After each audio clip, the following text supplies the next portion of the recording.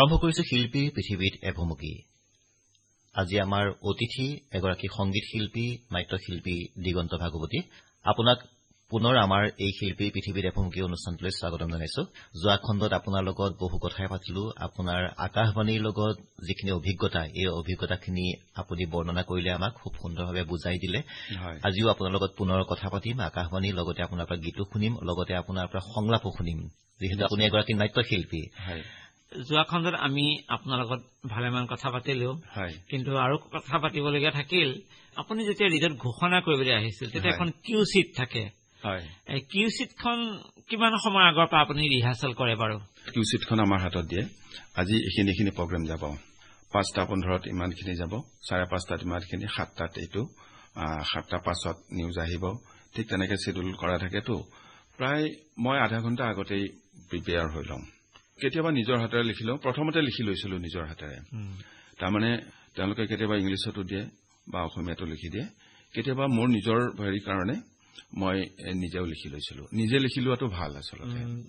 লিখি ললে বেছিকে মনত থাকে আৰু ঘোষণাটো কেনেকুৱা হ'ব, সেই ঘোষণাটো কেনেকুৱা হ'ব নিজে এবাৰ জুকিয়াই চাব পৰা যায় যে মই এনেকে কম নে ঘোষণাটো তেনেকে কম, কোনটো ক'লে শ্ৰোতাই ভাল পাব।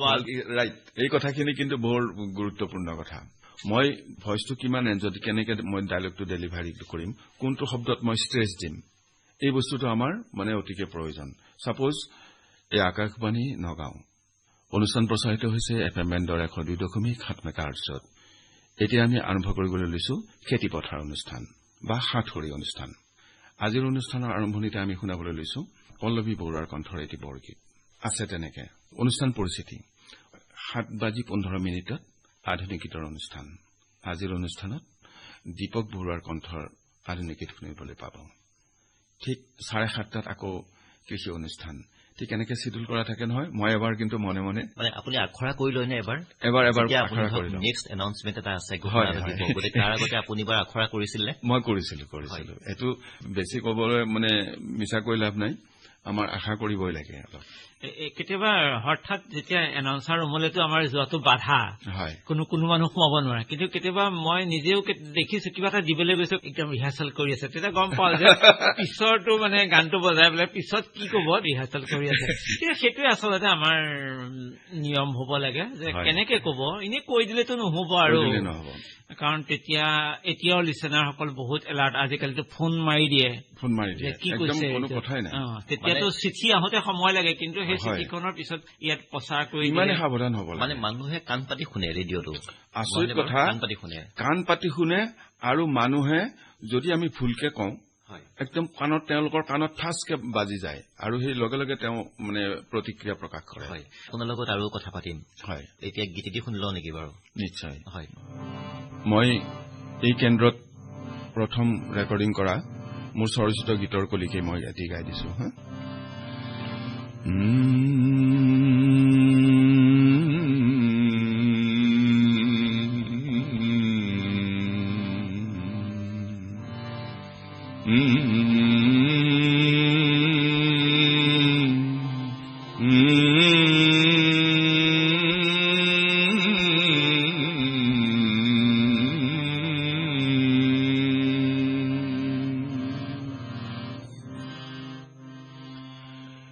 বিদায় বেলা কিয় দুখেৰে ভৰে, বিৰহেৰে ভৰে নিশা, উমি উমি জ্বলে শিখা, কিয় বাৰু দহি মাৰে, কিয় বাৰু দহি মাৰে, তুমি কোৱা না,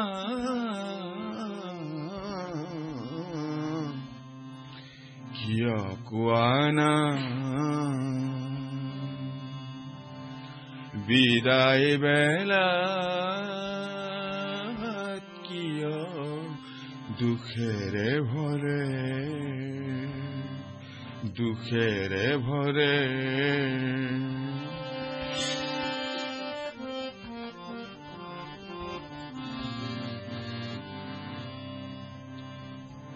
বুকুত থাকে ইমান ব্যথা কোৱা যে নহয়, কোৱা যে নহয়। বুকুত থাকে ইমান ব্যথা কোৱা যে নহয়,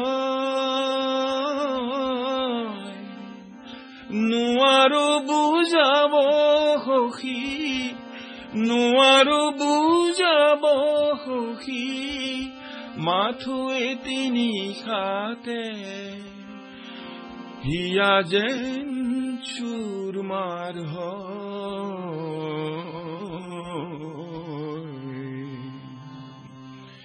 পিছে পাহৰি নেযাওঁ বুলি এবাৰ কোৱা না,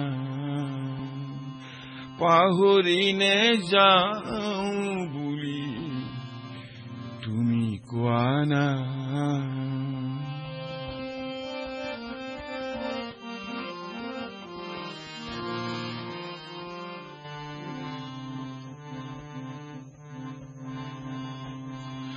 ভাবিছিলো গীত গাই তোমাকে শুনাম,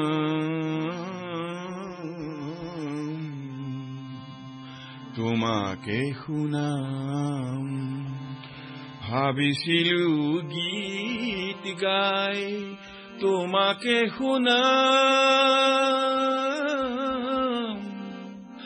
আঁকি থোৱা ছবিখনি, আঁকি থোৱা ছবিখনি তোমাকে দেখুৱাম,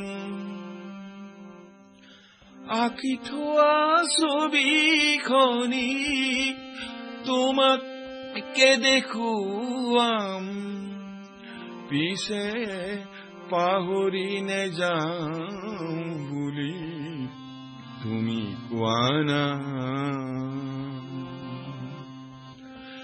আঁকি থোৱা ছবিখনি তোমাকে দেখুৱাম, পিছে বিদায় মালা তুমি কিয় পিন্ধালা, বিদায় মালা তুমি কিয় পিন্ধালা।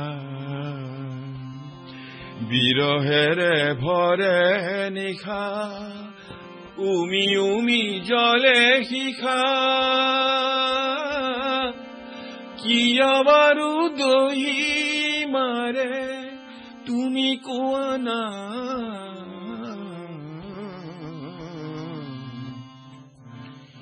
কিয় কোৱা না,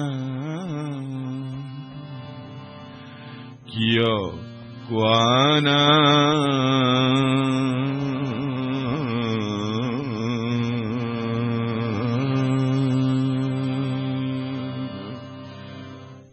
ভাল লাগিলে গীতটি শুনি পেলাই। এইটো আপোনাৰ স্বৰচিত গীত নেকি? হয়, স্বৰচিত। বৰ আৱেগিক গীত। কিমান চনত লিখিছিলে? হয়, এইটো মোৰ লিখা বহুত বছৰে হৈছে। মই কথা এটা সুধো ব্যক্তিগত। নিশ্চয়। এই গীতটি যে আপুনি লিখিলে, আপোনাৰ ব্যক্তিগত জীৱনৰ কিবা সম্পৰ্ক আছে নেকি বাৰু? অৱশ্যে নোহোৱাটো নহয়। হয় নেকি? যিকোনো হেৰিতেই কিবা এটা যদি আমাৰ সৃষ্টি হয়, সৃষ্টিৰ গুৰিতে কিবা এটা থাকিব লাগিব। হয় আঘাত, নহয় ব্যাঘাত, নহয় আনন্দ, এনেকুৱা ধৰণৰ কিছুমান অনুভৱ কৰা হয়। আৰু তাৰ কাৰণে অলপ তেনেকুৱা ক্ষেত্ৰত গীতৰ মাজেৰে হওক, কবিতাৰ মাজেৰে হওক, মই কবিতাৰ মাজতো ভাল পাওঁ কবিতা লিখি, তেনেকুৱা ধৰণৰ প্ৰকাশ কৰি নিজৰ অনুভৱবিলাক প্ৰকাশ কৰিলে সান্তনা পায়। আপুনি এই 4টা গীত আকাশবাণী নগাঁও কেন্দ্ৰত বাণীবদ্ধ কৰিছিল। হয়। তাৰ পিছত কিন্তু আপুনি গীতৰ ক্ষেত্ৰলৈ নাহিলে, কাৰণটো কি? কাৰণটো আছে, মোৰ নন্দিতা বাইদেউ যেতিয়া আছিলে, নন্দিতা বাইদেৱে মোৰ বৰগীতৰ ৰেকৰ্ডিং কৰাৰ কাৰণেও অডিশ্যন দিছিল, মোৰ মনত আছে। কৰিছে আপুনি? হয়, অডিশ্যনো দিছিলো, পাছো কৰিছিলো।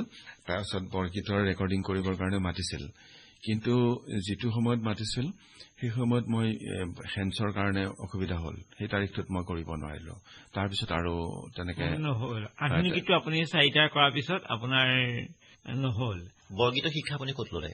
বৰগীতৰ শিক্ষা মই প্ৰথমতে ডক্টৰ ভূপেন হাজৰিকা কিশলয় সংগীত মহাবিদ্যালয়, ডক্টৰ ভূপেন হাজৰিকা কিশলয় সংগীত মহাবিদ্যালয়ত মই বৰগীত আৰম্ভ কৰিছিলো।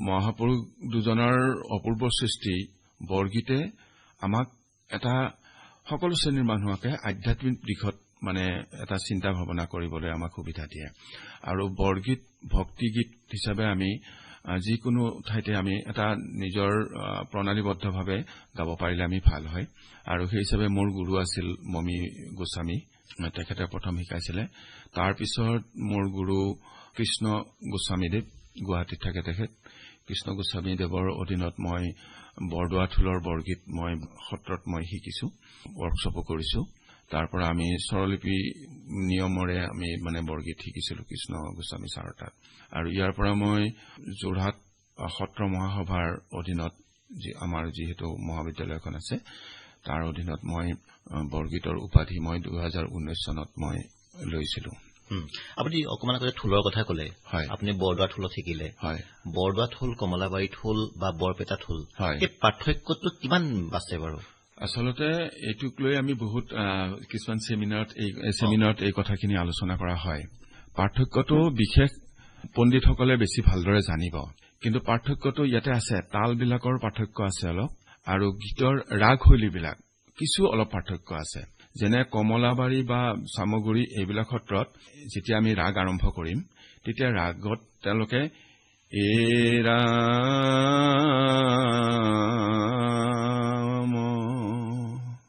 ৰাম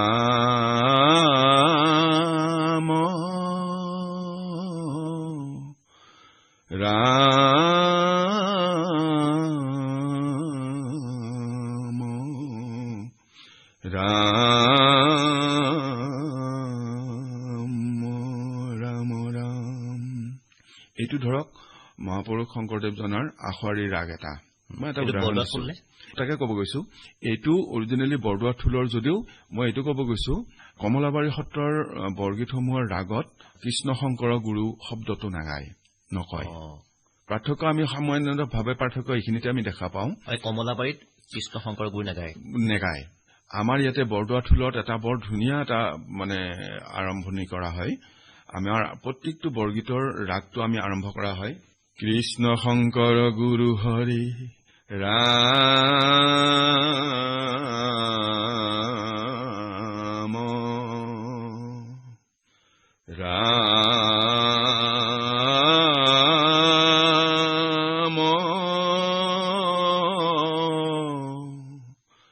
ৰাম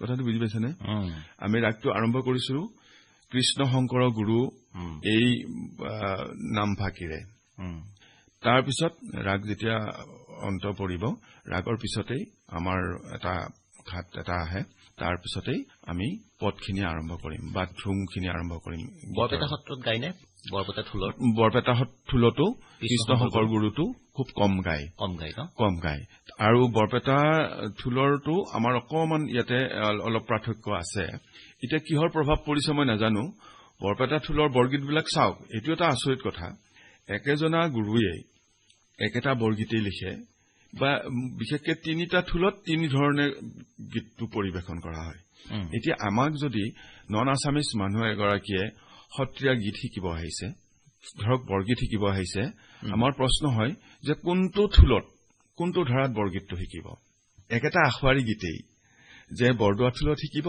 নে বৰপেটা থোলত শিকিব নে কমলাবাৰীত শিকিব এনেকুৱা ধৰণৰ এটা হেৰি হয় কিন্তু তেওঁলোকে কৈছে যে গোটেইকেইটা থোলতে শিকিব কিন্তু কোনে শিকাব গোটেইকেইটা থোলত এজন পণ্ডিতে এজন গৱেষকে অকল এটা থোলৰ গীতত তেওঁ মানে সিদ্ধহস্ত তেখেতৰ দক্ষতা কমলাবাৰী সত্ৰৰ আছে এটা যেনেকৈ আমি সাধাৰণ মানুহখিনিয়ে ক'ব খোজে কমলাবাৰীৰ নৃত্যৰ ক্ষেত্ৰত জনপ্ৰিয়তাটো বেছি আছে বৰদোৱা থোলৰ বৰগীতৰ সংগীতৰ ক্ষেত্ৰত জনপ্ৰিয়তাটো বেছি আছে বুলি কয় তেনে ধৰণৰ বৰপেটা থোলৰ বিলাক অলপ যেন হোলী গীতৰ প্ৰভাৱ পৰিছে এনেকুৱাও কেতিয়াবা লাগে মই ভাবো দেই সেই বৰগীতটোত তেওঁলোকৰ ৰিডিমবিলাক বা ঘাটবিলাক বা বাজনাবিলাক অলপমান পৰিৱৰ্তন হয় দেখা যায়।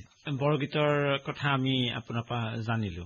এতিয়া কথাটো হ'ল আপুনি নাটক কৰে গুৱাহাটী ৰেডিঅ'ত, আমি শুনো যে আমাৰ ৰেডিঅ'ৰ ঘোষক দিগন্ত ভাগৱতী নামটো আজি নাটকত কৈছে। সেই খণ্ড অকমান আমাৰ শ্ৰোতাসকলৰ কাৰণে তাৰ কাৰণে কেনেকে যাব লাগিব, প্ৰস্তুতি চলাব লাগিব। আমাৰ বিশ্বজিৎ কাকতিও কিন্তু সেইখন মঞ্চতে নাটক কৰে ৰেডিঅ'ত। এই অভিজ্ঞতা আমাৰ মানে অভিজ্ঞতা অকমান কওকচোন। নিশ্চয় নিশ্চয়, বহুত ভাল লগা অভিজ্ঞতা। মানে সৰুৰ পৰাই নাটক কৰি ভাল পাওঁ। মই যেতিয়া মইনাপাৰী যাতো 6 বছৰ বয়সত সৰুৱে পানী পেলাই ডাঙৰ পিছলি পৰে বুলি এখন নাটক শিকাইছিল, সেইখন নাটকৰ পৰা মোৰ আৰম্ভ হৈছে। মানে সৰু ল'ৰা দুটাৰ কাজিয়া লাগিল, খেলি থাকোতে কাজিয়া লাগিল, ইটো সিটো কাজিয়া লাগিল, সিজনৰ মাক আহিল, মাকে কাজিয়া কৰিলে, ইজনৰ মাকৰ কাজিয়া আহিল। তাৰপিছত গধূলি যেতিয়া বাপেক আহিল, ইজনৰ বাপেক আহিল, সিজনৰ বাপেক আহিল, লগে মাকৰ পৰা বাপেকৰ লগত লাগিল, বাপেকৰ গৈ গৈ গৈ গোটেই চুবুৰীটোৰ পৰা গোটেই গাঁওখনত এটা মানে একে হুলস্থুল সৃষ্টি কৰিছিল। মই মানে অঘাইতং ল'ৰাৰ মানে ৰোল কৰিছিলো। মানে এঠাইত কাটিলে 7 ঠাইত গজা বুলি কয় যে, চুবই নোৱাৰি যেন চিঞৰ বাখৰ কৰি মোক মাৰিলে এনেকুৱা ধৰণৰ এক্টিং কৰিছিলো। তেতিয়াই মানে মইনাপাৰী যাতত মই খুব মানে প্ৰথম পুৰস্কাৰ পাইছিলো, আবৃত্তি প্ৰতিযোগিতাত প্ৰথম পুৰস্কাৰ পাইছিলো, নাটকত পাইছিলো, একক অভিনয়ত পাইছিলো। এইবিলাক মোৰ মানে ভাল লগা বস্তু। তাৰমানে এতিয়া আৰু মই মিমিক্ৰি কৰি ভাল পাওঁ। মানে এতিয়া বিশ্বজিৎ কাকতিয়ে কেনেকুৱা ধৰণৰ কথাটো কৈ আছে, সেই বস্তুটোক মই তাৰমানে ফল' কৰি ভাল পাওঁ। বা কিৰণ নাথে কেনেকে ধৰণৰ বহি আছে, কেনেকে কথা কৈ আছে, মই তেনেকে ছবি আঁকিও ভাল পাওঁ। মোৰ ছবিটো ইয়াৰ লগত মানে জড়িত হৈ থাকে। ফ্ৰী হেণ্ডত মই ফটককে মই ছবি আঁকি দিওঁ। ভূপেন দাৰ ছবিটো মই ফটককে আঁকি দিব পাৰো। মোৰ এইবিলাক ভাল লগা বস্তু দেই। মই যে কিবা বহুত ওস্তাদি কৰিছো সেইটো নহয়, মোৰ অটমেটিক মোৰ মনটোৱে কয়। সৰুৰ পৰা মোৰ ছবি অঁকা, মই মাটিত ছবি আঁকি মই কাগজত ছবি আঁকি গোটেই ৱাল চল নষ্ট কৰি পেলাইছিলো ঘৰতো, এনেকুৱা ধৰণৰ। আৰু যেতিয়া ডাঙৰ হলো মোৰ এটাই প্ৰবল ইচ্ছা, মই কেনেকে ৰেডিঅ'ৰ মই ৰেডিঅ'ৰ নাটক শুনি থাকি মোৰ একদম গা মানে এনেকুৱা হেৰি হৈ থাকে, এটা এনেকুৱা মনটো ভাল লাগি থাকে যে ময়ো এদিন কৰিম নাটক, ৰেডিঅ'ত মই নাটক কৰিমেই, মোৰ মাতটো আৰু ভাল লাগিব, ৰেডিঅ'ত এনেকুৱা হ'ব, এনেকুৱা মই মানে খুব কল্পনা কৰি থাকো।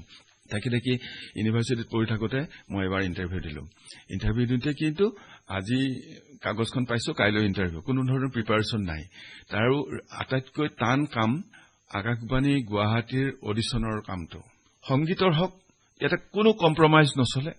সংগীতৰ হওক, নাটকৰ হওক বা এনাউন্সাৰৰ হওক, মানে অতিকে টাফ, এনেকুৱাকে ধৰণৰ উচ্চাৰণ।